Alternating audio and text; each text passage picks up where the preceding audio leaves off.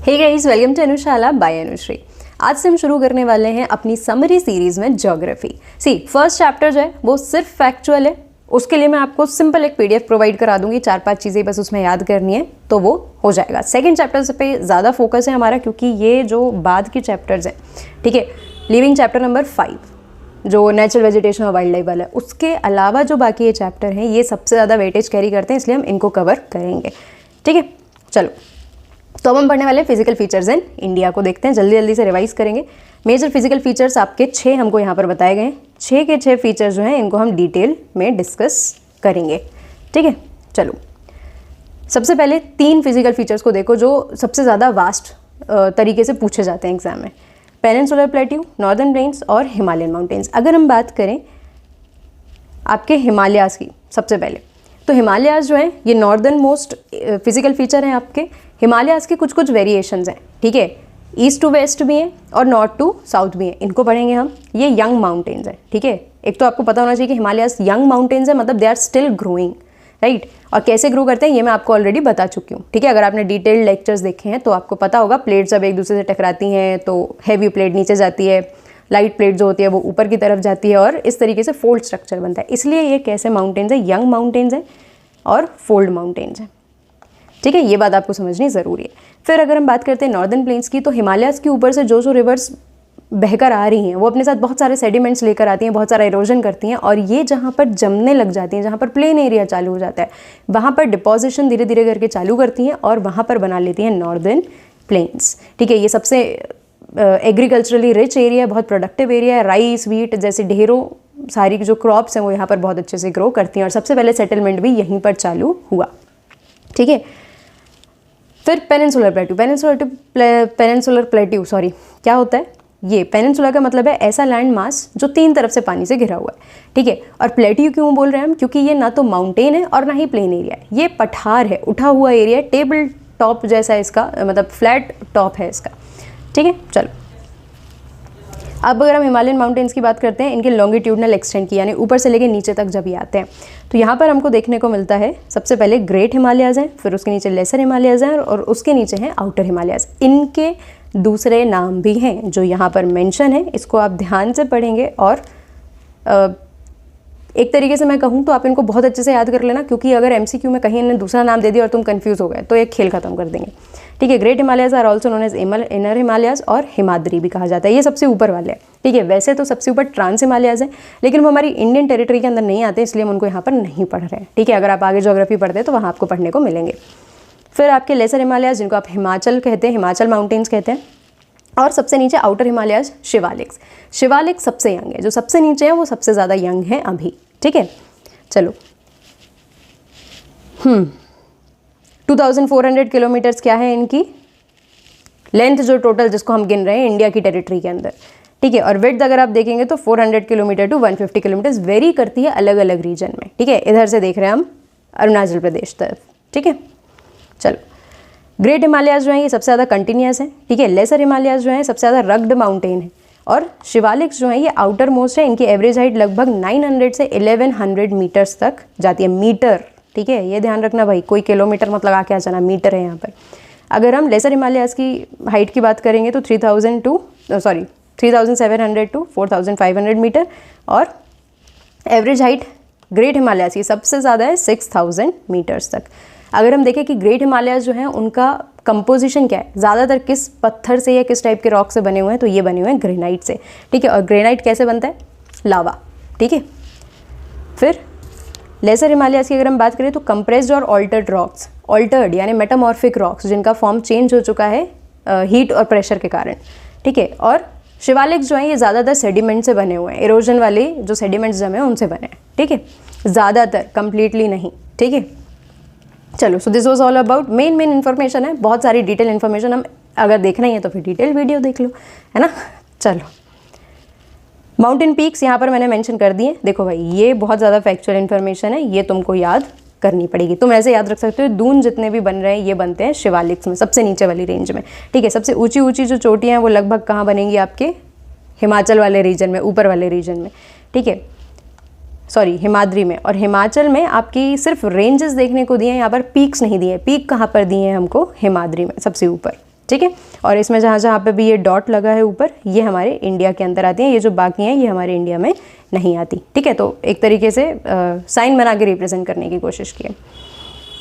चलो भाई, ऊपर से नीचे वाला डिवीजन देख लिया, अब वेस्ट टू ईस्ट वाला डिवीजन देखते हैं, ठीक है। ये ईस्ट है और ये वेस्ट है, ध्यान रखना। रिवर वैलीज के द्वारा इनको मार्क किया जाता है, ठीक है। 4 हिस्से बने हैं, पंजाब हिमालयाज, कुमाऊं हिमालयाज, नेपाल हिमालयाज, असम हिमालयाज, लेकिन 5 रिवर्स ने इनको काटा है बीच से, तो वैसे रिप्रेजेंट किया है, ठीक है। सबसे ऊपर इंडस रिवर और सतलज रिवर के बीच में जो जा रहा है, जो एरिया है हिमालयाज का, that is known as Punjab Himalayas. फिर सतलज और काली के बीच में जो है दैट इज़ कुमाऊं हिमालयाज।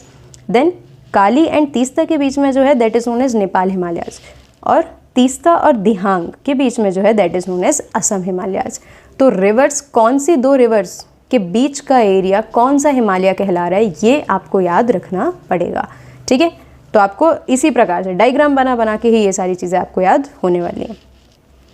चलो, पूर्वांचल क्या है? पूर्व यानी ईस्ट, ठीक है। हिमालयस का एक एक्सटेंट जो नॉर्थ ईस्ट वाले इलाके में जा रहा है, वहाँ पर कुछ रेंजेस, कुछ माउंटेन्स बना रहा है, तो हम मानते हैं कि ये किसका हिस्सा है? ये हिमालयस का ही हिस्सा है, ठीक है। देखो, ये हमारी 7 सिस्टर्स हैं, ज़्यादातर ये किससे बने? सैंडस्टोन सेडिमेंट्री रॉक से बने हुए हैं, ठीक है। अगर हम देखें इसमें, चलो थोड़ा सा जूम करने की कोशिश कर देती हूँ मैं। अरुणाचल में अगर हम देखें तो हमको मिशमी हिल्स, पटकाई बम और डाफला हिल्स देखने को मिलती है, ठीक है। उसके नीचे अगर हम असम की बात करें तो मिकीर हिल्स देखने को मिलती है। मेघालय में सबसे इंपॉर्टेंट जिनसे क्वेश्चन ज़्यादातर आ जाता है, गारो, खासी एंड जैंतिया, ठीक है। नागालैंड में नागा हिल्स, मणिपुर में मणिपुर हिल्स, मिजोरम में लुसाई हिल्स, ठीक है। और त्रिपुरा में एज सच कोई हिली रीजन हमको बताया नहीं गया है, राइट। चलो, ये तो हो गई हमारे हिमालयाज की बात कर। अब हम देखते हैं रिवर्स के बारे में पढ़ेंगे, ठीक है। ट्रिब्यूटरी क्या है? ट्रिब्यूट यानी जोड़ना, ठीक है, कुछ कंट्रीब्यूट करना। तो अगर कहीं से कुछ कुछ रिवर्स आ रही हैं और एक बड़ी रिवर में मिल जा रही हैं, तो वो छोटी छोटी रिवर्स उसकी ट्रिब्यूटरी कहलाएंगी, मेन रिवर की, ठीक है। और डिस्ट्रीब्यूटरी क्या है? उसी का उल्टा, कोई एक रिवर आ रही है और उससे डिवाइड हो जा रहे हैं, ठीक है, अलग अलग धाराएँ निकल जा रही हैं, तो वो बन जाएंगी डिस्ट्रीब्यूटरीज, ठीक है। चलो, डेल्टा क्या होता है भाई? जब माउंटेनियस रीजन से, नॉट एग्जैक्टली माउंटेनियस रीजन में कहूँ, जब भी माउंटेनियस रीजन से क्या आ रही है, रिवर्स आ रही हैं, तो स्लोप पर, जब तक बहुत स्लोप पर चलेंगी तब तक उनकी स्पीड ज़्यादा रहेगी, ठीक है। आप स्लोप पे साइकिल चलाते हैं तो तेज़ चलती है, प्लेन एरिया में चलाते हैं पैडल मारना पड़ता है, ठीक है, ताकत ज़्यादा लगेगी, स्लोप पर ताकत कम लगेगी, ठीक है। तो जब नीचे नीचे जैसे जैसे आने लगती है वैसे वैसे स्पीड कम होती है रिवर्स की, और वहाँ पर सेडिमेंटेशन जमना चालू हो जाता है, ठीक है। तो ये डिपोजिशन होता है। इसके अलावा रिवर इन आइलैंड और होता है, मतलब ऐसे तो आइलैंड रिवर नहीं बनाती, सीज बनाते हैं, लेकिन अगर आइलैंड बन रहा है रिवर के कारण, रिवर बहुत बड़ी है, बीच में बहुत ज़्यादा सेडिमेंटेशन हो गया, आइलैंड जैसा स्ट्रक्चर बन गया, तो that is known as river in island, ठीक है। हमारी इंडिया, मतलब वर्ल्ड का सबसे बड़ा रिवर इन आइलैंड कौन सा है? माजुली, जो असम में बनता है ब्रह्मपुत्र रिवर के द्वारा। अब अगर हम बात करें नॉर्दर्न प्लेन्स की, तो टोटल एरिया लगभग 7 लाख स्क्वायर किलोमीटर है, ठीक है। 3 रिवर का जो डिपोजिशनल काम है वो बनाता है नॉर्दर्न प्लेन्स, ठीक है। सबसे ऊपर इंडस, फिर आपकी गंगा और उसके बाद ब्रह्मपुत्र, ठीक है। देखो, इंडस रिवर ऊपर वाले हिस्से में यहाँ पर पंजाब वाले रीजन में बह रही है, तो ये वाले रीजन को आप कहते हैं पंजाब प्लेन्स, ठीक है। फिर जहाँ रीजन्स में आपकी गंगा फ्लो हो रही है, गंगा के कारण प्लेन्स बने हैं, उसको क्या कहा गया है? गंगेटिक प्लेन्स, ठीक है। गंगेटिक प्लेन्स के भी और हिस्से हैं, लेकिन हमको उतने डिटेल में नहीं जाना है। फिर ब्रह्मपुत्र रिवर यहाँ से, ये तिब्बत वाले रीजन से निकल के आती है, और यहाँ पर नामचा बरवा नाम के पहाड़ से, नामचा बरवा नाम की जो रेंजेस हैं, वहाँ से अरुणाचल प्रदेश में यूटर्न मार के एंटर करती है और यहाँ पर बनाती है असम प्लेन्स, ठीक है। और फिर उसके बाद ये जाके बांग्लादेश में जाती है और नीचे बे ऑफ बंगाल में ड्रेन कर लेती है, राइट। चलो, अगर हम इंडस रिवर सिस्टम की बात करें, अलग से इंडस रिवर को पढ़ते हैं, तो हमको यहाँ पर क्या देखने को मिल रहा है? जो आपका ड्रेनेज वाला चैप्टर है वो भी यहाँ पर कवर हो जा रहा है, क्योंकि मैं रिवर्स यहीं पर पढ़ा देती हूँ आपको, है ना। तो देखो, इंडस रिवर की अगर हम बात करते हैं, तो इंडस रिवर कहाँ से निकल रही है? आपके ये तिब्बत वाले रीजन, मानसरोवर वाले रीजन से निकलती है, इंडिया में एंटर करती है, थोड़े से ही एरिया में रहती है, और कहाँ जाकर गिर जाती है? आपके पाकिस्तान में पहुँच जाती है, ठीक है। इंडस की 5 ट्रिब्यूटरीज हैं हमारे पास, कौन कौन सी हैं? झेलम, चिनाब, रावी, व्यास, सतलज, ठीक है। अगर हम बात करें कि कौन से 3 रिवर्स, देखो, क्योंकि पाकिस्तान और इंडिया, ये पूरा जो एरिया है, ठीक है, ये पंजाब, नाम ही इसका पंजाब है, ठीक है। आब का मतलब होता है पानी, और जहाँ पे 5 रिवर्स बह रही हैं उनके बीच बीच का जो इलाका है उसको कहा गया पंजाब, ठीक है। देखो, रिवर्स क्योंकि दोनों कंट्रीज़ जो हैं वो आपस में डिस्ट्रीब्यूट कर रही हैं, है ना, और हमारे और पाकिस्तान के रिलेशंस जैसे रहे तो झगड़ा तो स्वाभाविक था पानी के ऊपर, ठीक है। तो ये जो 3 रिवर हैं SBR, ठीक है, सतलज, व्यास और रावी, इसका पानी कौन कंट्रोल करता है? इंडिया, और बाकी जो 3 है उसका पानी कौन कंट्रोल करता है? पाकिस्तान, ठीक है। So this was Indus river system. अगर हम गंगा रिवर सिस्टम की बात करते हैं तो देखो गंगा रिवर सिस्टम बहुत बड़ा है और बहुत वास्ट है एक तरीके से, ठीक है। हम सिर्फ रिवर नहीं कह रहे हैं, हम रिवर सिस्टम कह रहे हैं, ठीक है। रिवर सिस्टम कहने का मतलब क्या है कि रिवर्स पूरा एरिया, उनकी ट्रिब्यूटरीज, उनकी डिस्ट्रीब्यूटरीज सारी चीज़ें, ठीक है। चलो अब गंगा रिवर कहाँ से आ रही है? गंगोत्री ग्लेशियर से आ रही है और उसी के नीचे यमुनोत्री ग्लेशियर से यमुना आती है। गंगा आ गई, ठीक है, इस तरीके से नीचे उतरेगी और फिर कहाँ जाएगी? ये पूरे आपके नॉर्दर्न प्लेन वाले हिस्से में फ्लो होगी, गंगेटिक प्लेन्स वाले हिस्से में फ्लो होती है और जाकर कहाँ गिर जाएगी? बांग्लादेश में, ठीक है। गंगा को अलग अलग जगह पर अलग अलग नाम से बुलाया गया है और वहीं पर उसके ड्रेनेज बेसिन्स जो हैं वो बनते हैं, ठीक। अगर हम देखें तो चंबल, बेतवा, ये दोनों मिलती तो आखिर गंगा से है, लेकिन किस में मिलने के बाद? यमुना में मिलने के बाद, ठीक है, हमेशा से नहीं, ठीक है। ऊपर से देखिए अगर हम गंडक, घग्गर, कोसी और यहाँ से ऊपर से तीस्ता, अभी हमने देखा था तीस्ता आ गई, ये सारी की सारी इसकी ट्रिब्यूटरीज बनती हैं ऊपर से, और सोन और हुगली जो है वो नीचे से। हुगली बेसिकली ट्रिब्यूटरी नहीं है, डिस्ट्रीब्यूटरी है, जो निकलती है कहाँ पर? कोलकाता वाले रीजन में और जाकर फिर सुंदरबन डेल्टा बनाती है नीचे, ठीक है। चलो तो ये हो गया आपका यहाँ पर गंगा रिवर सिस्टम। थोड़ा सा और डिटेल में अगर आप देखो तो यहाँ पर जाकर ये ऊपर से जो ब्रह्मपुत्र रिवर आएगी ये आके बन जाएगी पद्मा और यहाँ वाली बन जाएगी गंगा, ठीक है। यहाँ से आने के बाद तो यहाँ पर मेघना रिवर बनाकर और फिर नीचे बांग्लादेश वाला जो सुंदरबन डेल्टा बनता है उसको बना लेते हैं, ठीक। ब्रह्मपुत्र रिवर सिस्टम की बात करो तो ब्रह्मपुत्र का नाम जो तिब्बत या चाइना वाला रीजन है वहाँ पर इसका नाम है सैंगपो, ठीक है। वहाँ से ये ईस्ट तरफ मुड़ती है लेकिन पता नहीं क्यों यू टर्न ले लेती है और वहाँ से जो हमारी लोकल एक रिवर जिसको हम दिहांग बोलते हैं, ठीक है, उसके थ्रू ये क्या होती है? अंदर आती है। यहाँ पर असम वाले रीजन में बहुत अच्छे से फ्लो होती है। असम में हर साल बाढ़ लेकर आना किसका काम है? ब्रह्मपुत्र, क्योंकि इसका जो फ्लो है वो बहुत तेज़ है, ठीक है। विड्थ जो है वो ब्रह्मपुत्र की काफ़ी ज़्यादा है और यहाँ पर एक कारण फ्लड आने का ये भी है कि यहाँ पर मेघालय पड़ रहा है इधर वाले रीजन में, तो मेघालय में मौसिनराम और चिरापुंजी है, ऐसे 2 इलाके जहाँ पर सबसे ज़्यादा रेनफॉल होती है, ठीक है, जिसके कारण भी इसमें पानी जो है वो काफ़ी ज़्यादा भरा हुआ होता है, ठीक। ये आती है इसकी दिबांग या लोहित ऐसे नाम से कुछ इसकी भी ट्रिब्यूटरीज हैं और ये भी कहाँ जाती है? ये सिर्फ छोटे से एरिया में इंडिया के नॉर्थ ईस्ट वाले इंडिया में ही बहती है और फिर आके ये बांग्लादेश में चली जाती है, गंगा से मिलती है, मेघना बनाती है और फिर बे ऑफ बंगाल में निकल जाती है, ठीक है। ब्रह्मपुत्र के कारण असम में बनता है माजुली आइलैंड, जिसके बारे में आपको बता चुकी हूँ, ठीक है। चलो अब बात करते हैं भाई, फिर से आ जाते हैं हम अपने फिजिकल फीचर्स वाले चैप्टर पे। यहाँ पर देखो आपको क्या बताया गया है कि जैसे ही नॉर्दर्न प्लेन बनते हैं तो उनमें डिपोजिशन होने के कुछ क्या है पार्ट्स हैं, ठीक है। कुछ डिपोजिशन अलग अलग लेवल पर होते हैं, उनके कारण ही क्या बनता है यहाँ पर? Northern plains. सबसे पहले सबसे बड़े पत्थर रुकते हैं, उस रीजन को कहते हैं भाबर प्लेन्स। यहाँ पर हमें ऐसा लगता है कि रिवर गायब हो गई, लेकिन रिवर गायब नहीं होती, वो पत्थरों के नीचे से फ्लो हो रही होती है, वहाँ पर फ्लो उसका कम हो जाता है, ठीक है। तो this region was known as Bhabar. फिर अगर हम तराई रीजन की बात करते हैं तो तराई रीजन क्या है? दलदल वाला इलाका है, मार्शी और स्वैम्पी एरिया है। यहाँ पर क्या होगा? रिवर दोबारा से दिखने लगेगी और यहाँ का दलदल जैसा इलाका पूरा हो जाएगा, ठीक है। फिर इसके बाद है बांगर। बांगर यानी जो पिछले साल की एलुवियल सॉइल है, ठीक है, पुरानी ओल्ड एलुवियल सॉइल जो है वो उसके पार्टिकल्स जो है जब वो सेटल होने लग जाते हैं तो दैट इज नोन एज बांगर, ठीक है। और खादर क्या है? जो नए एलुवियल सॉइल के सबसे फाइनेस्ट पार्टिकल्स आए हैं जब वो सबसे लास्ट में डिपॉजिट होते हैं तो उसको कहा जाता है खादर या फिर न्यू एलुवियल, ठीक है। चलो अब बात करते हैं पेनिनसुलर प्लेट्यू की। पेनिनसुलर प्लेट्यू देखो, ये जो आपको एरिया देखने को मिल रहा है, ठीक है, पेनिनसुलर का मतलब मैंने आपको बताया और प्लेट्यू का मतलब मैंने बताया पठार वाला रीजन। पेनिनसुलर प्लेट्यू को भी 2 हिस्सों में बांटा है हमने। एक है सेंट्रल हाईलैंड, जिसको नर्मदा रिवर के ऊपर वाला हिस्सा सेंट्रल हाईलैंड है और उसके नीचे वाला एरिया है डेक्कन प्लेट्यू, ठीक है। चलो सेंट्रल हाईलैंड जो है बेसिकली कौन कौन सी रिवर मिलकर बना रही है? चंबल, केन, बेतवा एंड सिंध, ठीक है। ये वाला जो सेंट्रल हाईलैंड वाला एरिया है, इसके आसपास आपको कुछ और प्लेट्यूज देखने को मिल जाएंगे जो बेसिकली इसका ही हिस्सा है, ठीक है, लेकिन नॉर्थ वाले हिस्से में।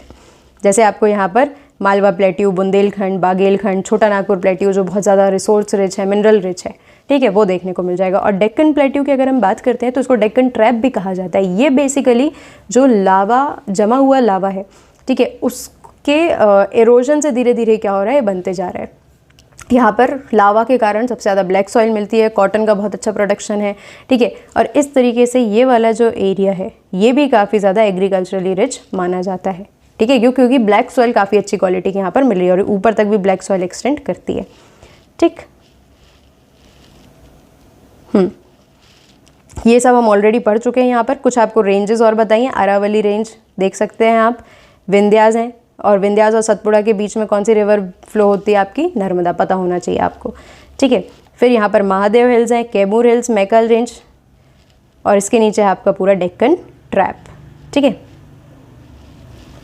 चलो अगला है भाई हमारा eastern Ghats and western Ghats.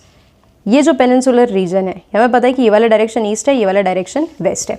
अब ये जो आपको पेनिनसुलर प्लेट्यू देखने को मिल रहा है, इस पेनिनसुलर प्लेट्यू के दोनों तरफ, ठीक है, कुछ एरिया प्लेन है और उसके पहले कुछ माउंटेन रेंजेस है। तो ये जो माउंटेन रेंजेस हैं इनको ही कहा गया है घाट्स, ठीक है। अब आपको समझना होगा कि जो वेस्टर्न घाट्स हैं उनकी हाइट ऊंची है और ईस्टर्न घाट की हाइट नीची है। क्यों है ऐसा? क्योंकि हमारा जो पेनिनसुलर प्लेट्यू है उसको ऐसे सीधा होना चाहिए था, but it is something like this, tilted है वो।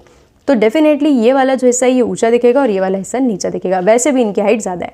वेस्टर्न घाट की बात करें तो कंटिन्यूस है, ईस्टर्न घाट की बात करें तो डिसकंटिन्यूस है, जिसके कारण क्या होता है कि वेस्टर्न घाट से ओरिजिनेट होने वाली जो रिवर्स हैं, एक तो वो स्लोप के कारण इसी डायरेक्शन में, ईस्टर्न डायरेक्शन में फ्लो होकर आती जाती हैं, और ईस्टर्न घाट्स के बीच का जो गैप है, डिसकंटिन्यूटी है, उनके बीच में से फ्लो होती हैं और जाकर बे ऑफ बंगाल से मिल जाती हैं, ठीक है। और हर समय ईस्टर्न घाट्स वाली जो रिवर्स हैं ये बनाएंगी डेल्टास, ठीक है। वेस्टर्न घाट्स जो है वहाँ से ओरिजिनेट होंगी रिवर्स, ठीक। अगर एवरेज हाइट की बात करें तो 900 to 600 मीटर किसकी है, वेस्टर्न घाट्स की।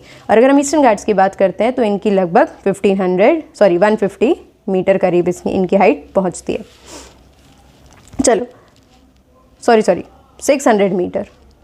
महेंद्रगिरी की हाइट बताई गई यहाँ पर। ईस्टर्न घाट की सबसे हाईएस्ट पीक कौन सी है, महेंद्रगिरी, और वेस्टर्न घाट की सबसे हाईएस्ट पीक कौन सी है, अनाईमुड़ी, ठीक है, जो अन्नामलाई रीजन में आपको देखने को मिलेगी। और इसके बाद है डोडा बेटा। हालांकि डोडा बेटा नहीं पूछा जाता है, अनाईमुड़ी पूछा जा सकता है और महेंद्रगिरी पूछा जा सकता है। कहाँ पर कौन से घाट में कौन सी पीक हाईएस्ट है इसको ध्यान रखना जरूरी है।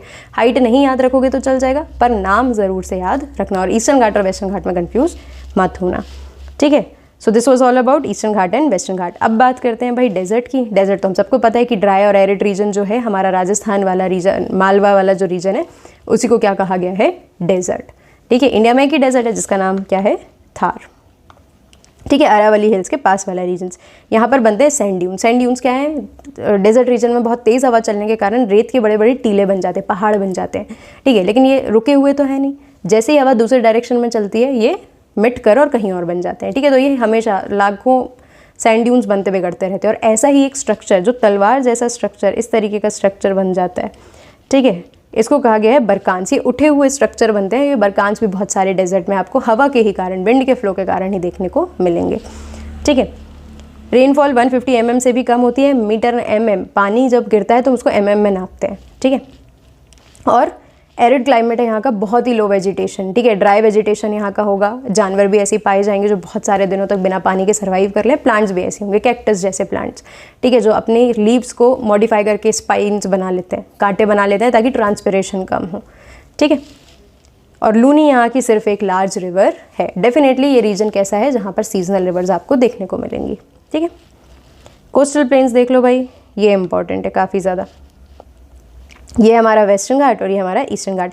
ये वाला जो ब्राउन वाला रीजन है ये है आपके घाट्स, ठीक है। ये देखो डिसकंटिन्यूस है, आपको देखने मिल रहा होगा, और ऐसे आपकी रिवर्स जा रही हैं और ये डेल्टा बना रही है, ठीक है।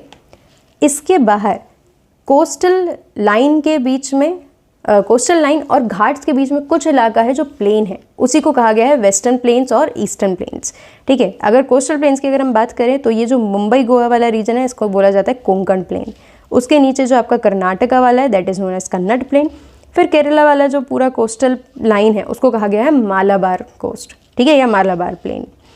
देन ये नीचे वाला एरिया पूरा, यहाँ तमिलनाडु से लेकर ये आंध्र प्रदेश वाला रीजन जो है, इसके कोस्टल प्लेन को क्या कहा जाता है, कोरोमंडल कोस्ट, ठीक है। और इसके ऊपर उड़ीसा वाला जो रीजन है यहाँ से पूरा, इसको कहा जाता है नॉर्दर्न सिरकार्स। तो आपको नाम याद रखने हैं, लोकेशन याद रखनी है। सी मैं ये सारी चीज़ें बहुत आसानी से गूगल से कहीं से भी कॉपी करके निकाल सकती थी, लेकिन मैंने ये हाथ से क्यों बनाया, क्योंकि जितनी बार मैं अपने हाथ से चीज़ें ड्रॉ करती हूँ, मैं अपना मैप ड्रॉ करती हूँ, एक एक डिटेल अपने हाथ से भरती हूँ, मुझे उतने अच्छे से चीज़ें याद हो जाती हैं। ठीक है, तो इसमें सिर्फ आपका नहीं मेरा भी फ़ायदा है, और मुझे फील नहीं आता जब तक मैं मैप्स अपने आप से नहीं बनाऊँ तो। ठीक है, तो जब आप ऐसे ज्योग्राफी पढ़ना चालू करेंगे तो it will be easy for you, right. चलो भाई, लास्ट बचता है हमारा आइलैंड्स। 2 ग्रुप है हमारे पास, Andaman and Lakshadweep, Lakshadweep islands and Andaman and Nicobar islands. चलो, इनका पूरा नाम क्या है, अमिनदीव, लक्षद्वीप और मिनिकॉय। बेसिकली एक आइलैंड नहीं, ग्रुप है। ठीक है, और अंडमान आइलैंड्स की अगर हम बात करते हैं तो हमारे पास एक सेट ऑफ आइलैंड्स है। ठीक है, जिसमें 4 आइलैंड्स हैं अंडमान के और 3 आइलैंड्स हैं निकोबार के। टोटल एरिया अगर हम देखें दोनों का मिलाकर 32 स्क्वायर किलोमीटर का है, डिवाइडेड एरिया है। ठीक है, कैपिटल क्या है भाई, लक्षद्वीप की कावरत्ती। ठीक है, और यहाँ पर एक पिटी आइलैंड बर्ड सेंचुरी जो है, पिटी आइलैंड पर हमें क्या देखने को मिलती है, बर्ड सेंचुरी भी देखने को मिलती। ठीक है, so this was all about islands. हाँ, एक और चीज़ इंपॉर्टेंट, बने कैसे हैं। अंडमान एंड निकोबार आइलैंड्स को माना जाता है कि ये हिमालयाज़ का एक साउथवर्ड एक्सटेंशन है जो पानी के बीच में डूब गया, और फिर जो उठे हुए आइलैंड्स हैं ये असल में ज़मीन के अंदर सबमर्ज्ड हिमालयन माउंटेन्स ही हैं। ठीक है, और लक्षद्वीप कैसे हैं, ये कोरल आइलैंड है। ठीक है, कोरल आइलैंड मतलब पानी के अंदर जो सबसे निचले सतह पर हमको देखने को मिलते हैं जो कुछ एक्वेटिक एनिमल्स हैं, कोरल एनिमल्स जो हैं। ठीक है, ये एनिमल्स की जब डेथ हो जाती है तो इनका जो स्केलेटन है वो ऐसे जमते बहुत समय तक बहुत स्ट्रॉन्ग हो जाता है, बहुत हार्ड पत्थर जैसा हो जाता है, और इसी को कहा गया है कोरल्स। ठीक है, इन्हीं के जमने के कारण एक आइलैंड जैसा स्ट्रक्चर बना जिसको हम लक्षद्वीप कहते हैं। ठीक है, सो ये कोरल ओरिजिन के हैं और इनको हिमालयन ओरिजिन का माना जाता है। ठीक है, अब अगर हम बात करें कि भाई इतने सारे फीचर्स हैं, हम क्यों पढ़ रहे हैं, क्योंकि हमारे फीचर्स हमारी कंट्री के लिए बहुत ज़्यादा इंपॉर्टेंट है ना। कैसे, माउंटेन्स जो हैं मेजर सोर्स ऑफ वाटर और फॉरेस्ट वेल्थ बने हुए हैं हमारे लिए। नॉर्दर्न प्लेन्स की बात करते हैं तो ग्रेनरीज हैं एक तरीके से, जितना खाना मतलब जितना खाना प्रोड्यूस हो पा रहा है ज़्यादातर कहाँ हो रहा है, नॉर्दर्न प्लेन्स में। ठीक है, प्लेट्यू की अगर हम बात करें तो स्टोर हाउस ऑफ मिनरल्स हैं, चाहे आप छोटा नागपुर प्लेट्यू की बात कर लें, आप डेक्कन प्लेट्यू की बात कर लें, बहुत सारे मिनरल्स जो हैं वो हमको यहाँ से प्रोवाइड हो रहे हैं जिसके कारण हमारी इंडस्ट्रीज़ काम कर पा रही हैं। कोस्टल रीजन्स की बात करते हैं तो फिशरी और पोर्ट एक्टिविटीज़ के लिए जो हम इंटरनेशनल ट्रेड कर रहे हैं उसके लिए बहुत ज़्यादा इंपॉर्टेंट है हमारे जितने भी कोस्टल रीजन्स हैं वो। ठीक है, इंडिया की जो हमने फर्स्ट चैप्टर में अगर आप देखेंगे तो इसको, ये पेनिनसुलर प्लेटू को एक सिग्निफिकेंट पोजीशन क्यों माना गया है, इसलिए माना गया है क्योंकि हमें दोनों तरफ से एक्सेस है, ईस्ट और वेस्ट तरफ की कंट्रीज से ट्रेड करने के लिए। ठीक है, अगर हम एक लैंड लॉक्ड कंट्री होते, अगर ये हमारे पास इतनी बड़ी कोस्ट लाइन नहीं होती तो हमारा हो सकता है कि बाकी कंट्रीज़ के साथ ट्रेड कर पाना उतना आसान नहीं होता, या बाकी रिलेशंस बनाना उतना आसान नहीं होता। ठीक है, so this was all about this chapter. इसमें हमने ड्रेनेज का भी काफ़ी पोर्शन ऑलरेडी क्या किया है, कवर कर लिया है। पेनिनसुलर रिवर्स बच गई हैं, उनको मैं एक छोटा सा वीडियो अलग से बना दूंगी। ठीक है, बाकी ड्रेनेज इसमें जो कवर हो गया है वो यहाँ पर कंप्लीट कर लेना आप। ठीक है, सो अगर आपको ये लेक्चर पसंद आया, कम समय में अगर हमने ज़्यादा चीज़ें रिवाइज़ कर ली हैं, आपके कंसेप्ट्स थोड़े से और आप ओवरव्यू एक बार ले चुके हैं, रीविज़िट कर चुके हैं अगर उनको, तो प्लीज़ इस लेक्चर को लाइक करें, कमेंट करके मुझे ज़रूर से बताएं। नोट्स अगर चाहते हैं तो कमेंट कर दें, या टेलीग्राम चैनल अपने ज्वाइन किया तो आपको मिल ही जाएगा। और अगर आपने अनुशाला को सब्सक्राइब नहीं किया है then please do subscribe. Thank you so much, keep watching.